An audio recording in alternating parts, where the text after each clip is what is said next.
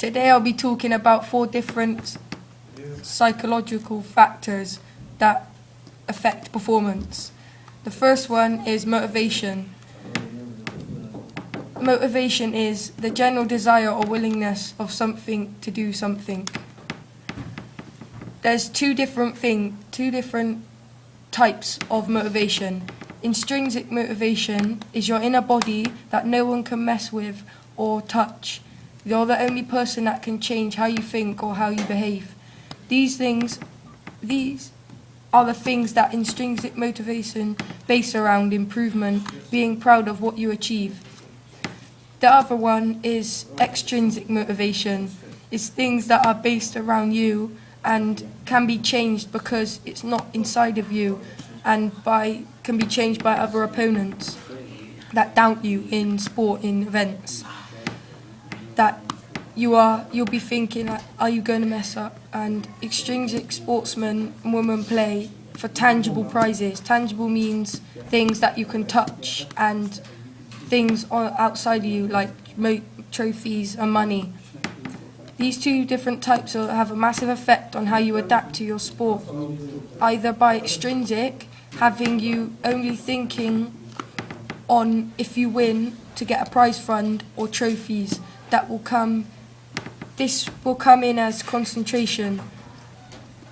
You would probably have a broad range of concentration, but that will also affect you in either competing in a team sport or solo sports. So motivation links with concentration.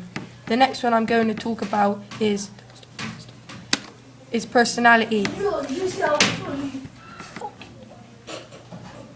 Personality. What makes us different to other people? There's 2 types of personality, introvert and extrovert. Extrovert is where you're sociable and like to play team sport. Introvert is where you are pessimist and quiet and play solo sports. Unstable is when you can't control what you do and how you act and feel. Stable is where you control and what you're doing and how you feel. Personality links between arousal and anxiety because if you're unstable playing a team sport, you might become over-aroused and start developing into the catastrophe theory shown on the other slide. This picture shows things that if you're unstable and introvert and extrovert and stable, what things you might do. So for instance, for extrovert, and to be unstable, you'll be touchy, restless, aggressive, excitable and changeable. The next slide I'm going to show you is arousal and anxiety. There's 3 different types of arousal and anxiety. The first one is the drive theory. It's like when you start a football match and make one bad pass. That would be you at the bottom, and then you would improve until you hit a unbelievable pass or score a good goal with ease. That would be you near the top, inclining. The next one is the inverted U theory.